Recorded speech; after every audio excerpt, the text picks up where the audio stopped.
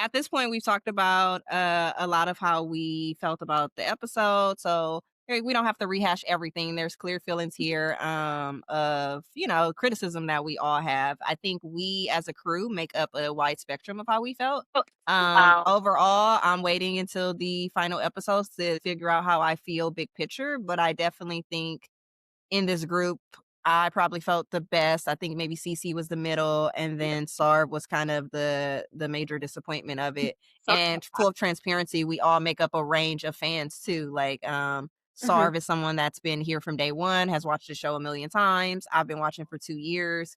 CC is kind of in the middle of that. I think you may have been watching since the beginning, but not I've like been as a watching it since the beginning, and I rewatched, like, some of the seasons as the new seasons came out, but at a certain point, I stopped rewatching, and it's been a while because it was just, like, too yeah. overwhelming. So, So, I think Cece is more like in the she's middle. somebody that's watched it from, the beginning, but, wouldn't be a diehard as Sarv is. I'm new to Yes. this, but I've watched this and spent like 70 some probably like hundreds of hours at this point She made talking videos Stranger Things. yeah.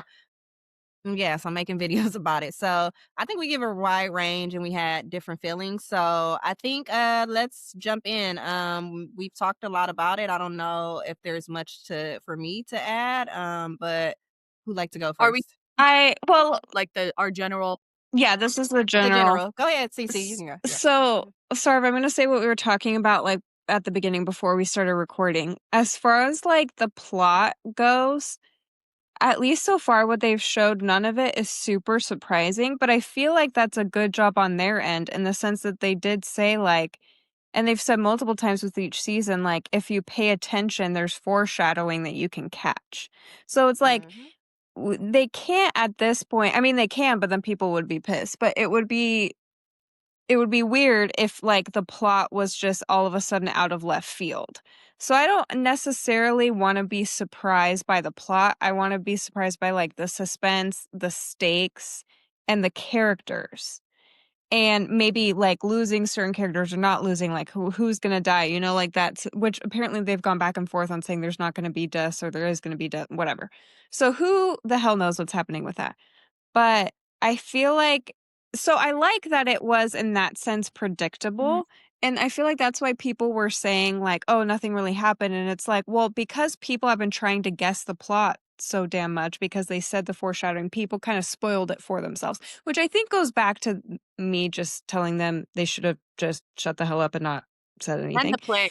But I get yeah, in the play, but I get it's hard too because you get interviewed so much, they have to say something, so I get it, but, And they have to sell their show, so it's a fine balance it of media, but you're it's a right, fun one.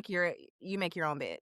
Yeah, you make your own bed with that, but I think where it failed was, like, the character development, where they struggle with in general, like, choosing a character to develop, but not being able to develop at the expense of other characters. They haven't figured out how to mesh it with all the other characters and make that seamless, and so I think that's where it fell flat. Now, granted, when I first watched the shows or the episodes, I've just been engaged along for the ride. I did like the first 4 episodes better than these next 3, just because I feel like that Mhm. ending scene with, like, Vecna was so badass and, how it mimicked, like, Darth Vader or whatever. It was brilliant. It was really cool. But,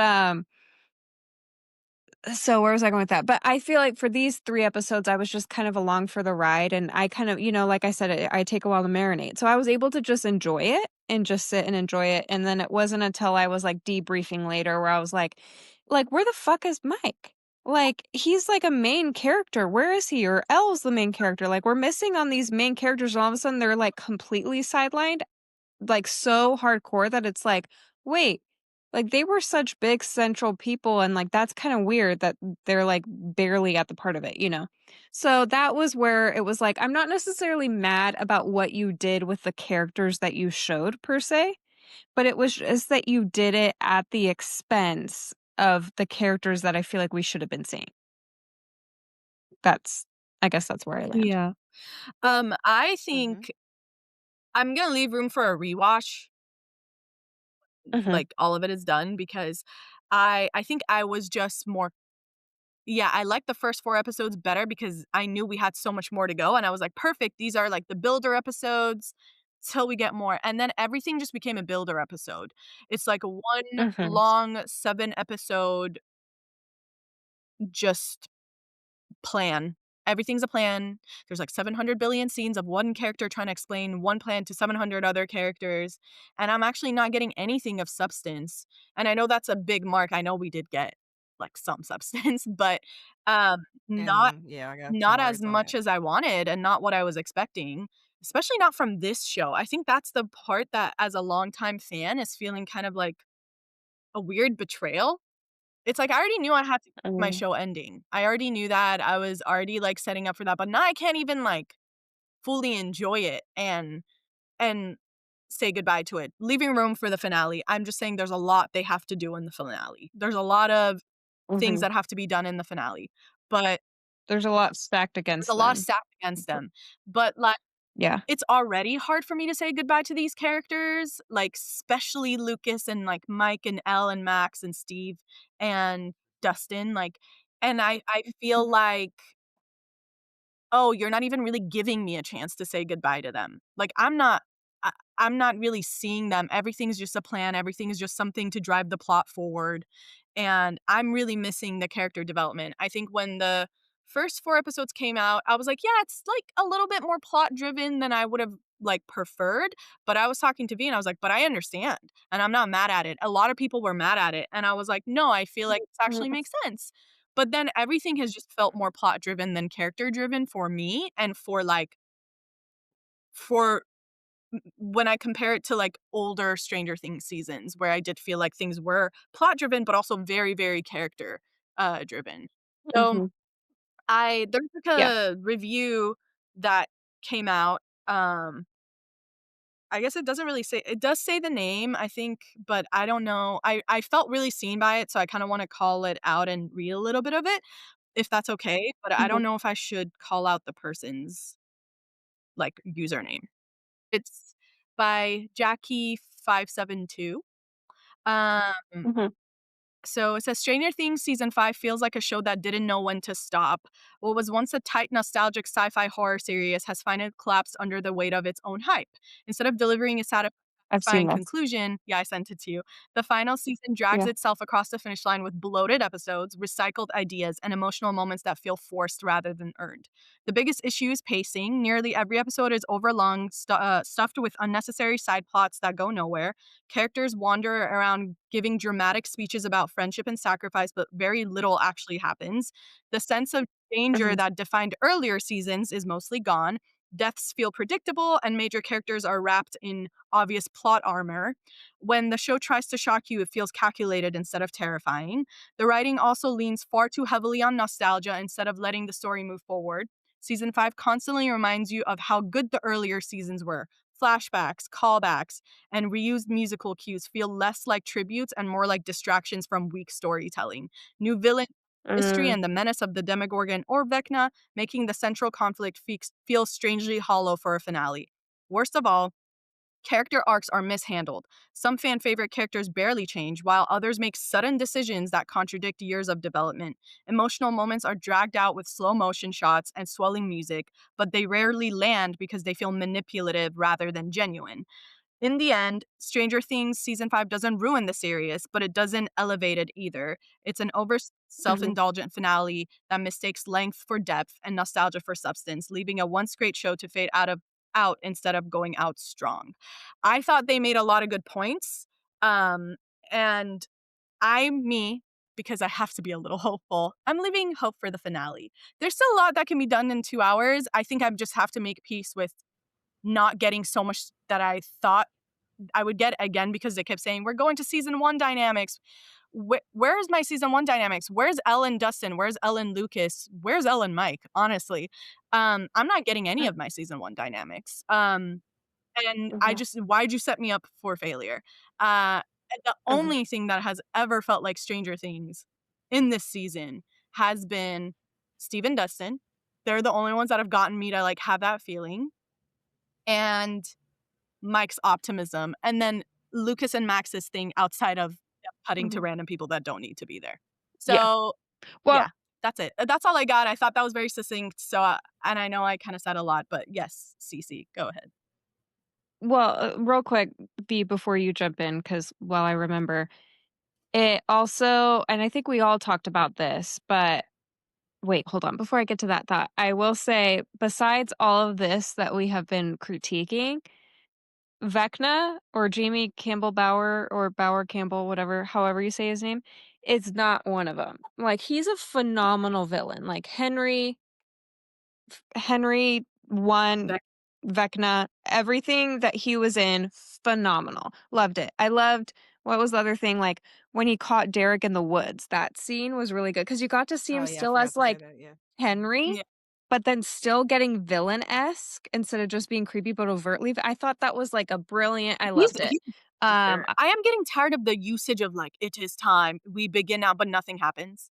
So, yeah, that's true. the dialogue is That's, but again, that's more a writing thing than I feel like his acting oh, is just whatever he's in is amazing. But going back to my general thought, and I think we've all have talked about this, we're like, finales are hard because everyone comes in with so much expectations that it's very, very hard to find a show Mhm. that people actually love the finale. I could only think of one, which is The Office. I remember people loving the finale, but that's a sitcom. I think some sitcoms don't have good endings, but it's easier to have a sitcom have a good ending. I was like racking my brain to think of like a drama that people actually loved the ending. Like Lost was similar to Stranger Things, lasted 10 years. People were like, oh, are we going to get these answers?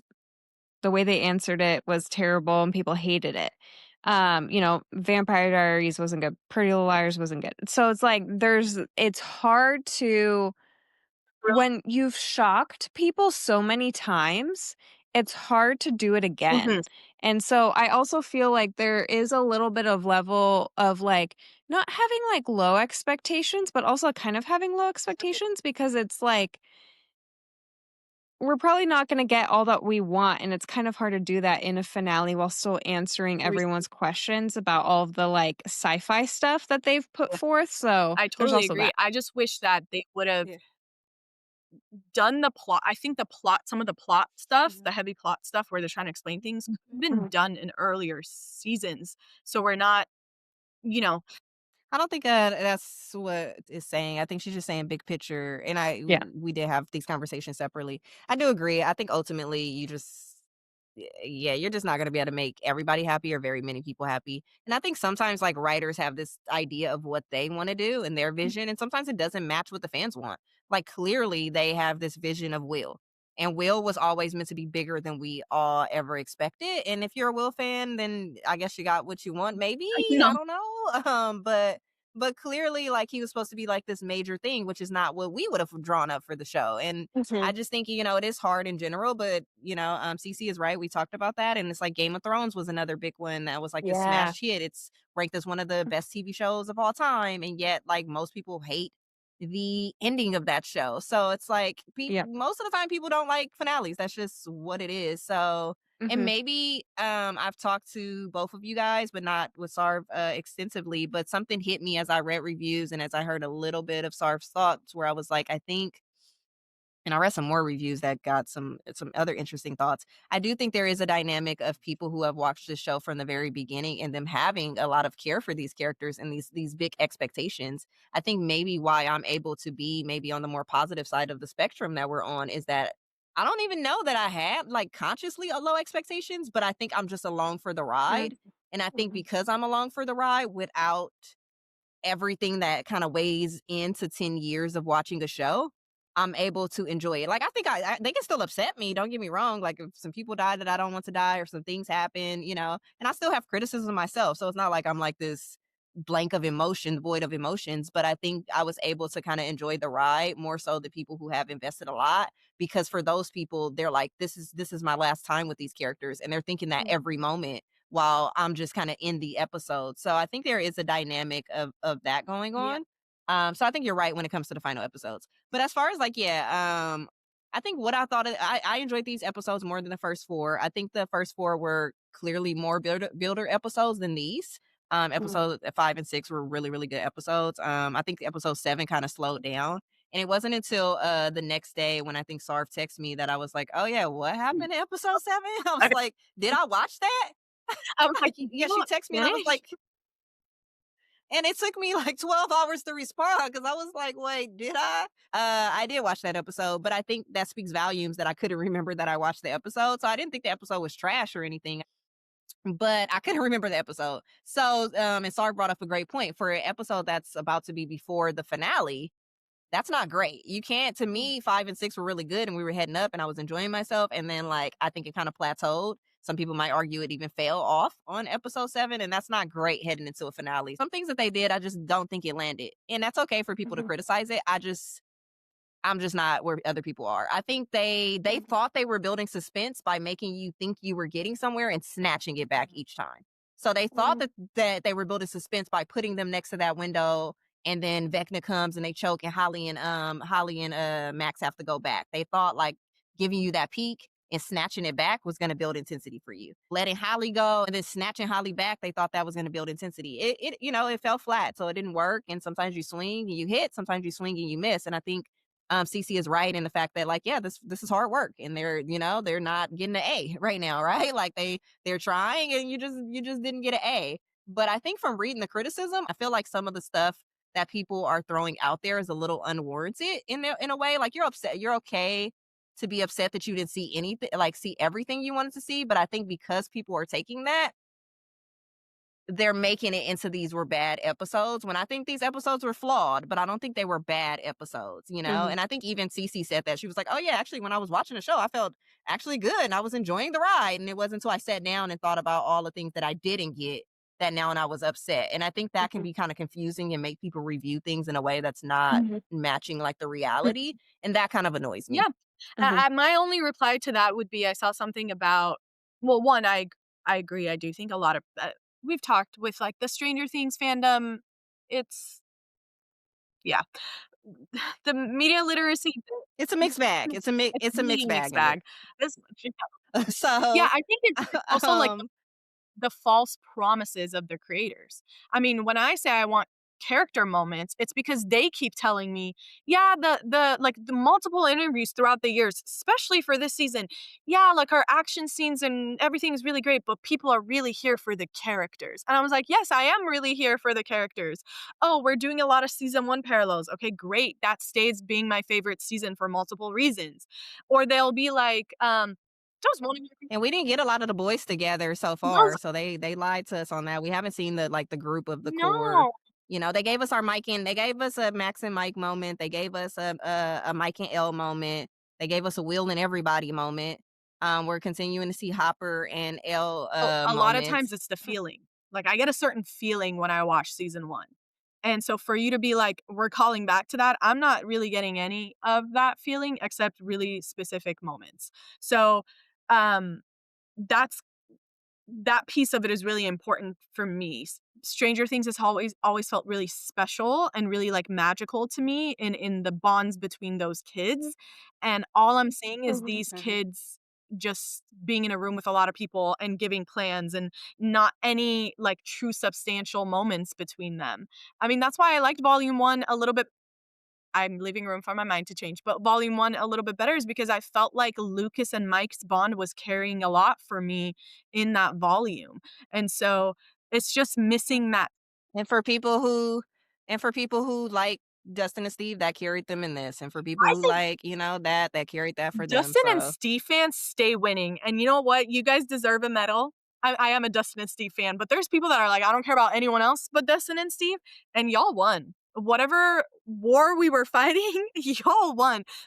that's true. That did win. I think Mike and Elle are gonna end up winning, I think, I think right? they'll win, but I think I'm gonna be left being like, "But I barely saw them together, except this last episode." Okay, let's just say that we're all on the same page. Mike and Elle are like two of the main characters of the show. We didn't get to see them enough. I know Yeah, more about Holly's hopes and dreams at this point. I know everything I need to know about Will. I know I feel closer than Rod to Robin and Vicky than I ever thought I would be. I wanted some of them, yeah, but I I'm got going all in of with them. really low I'm going cautiously hopeful, but I think in order to save myself more grieving, like, I have to go cautiously hopeful, whereas, like, every season of Stranger Things that's come out previous to this season, I've always intuitively known that I would love it, and then this season, something in me was like,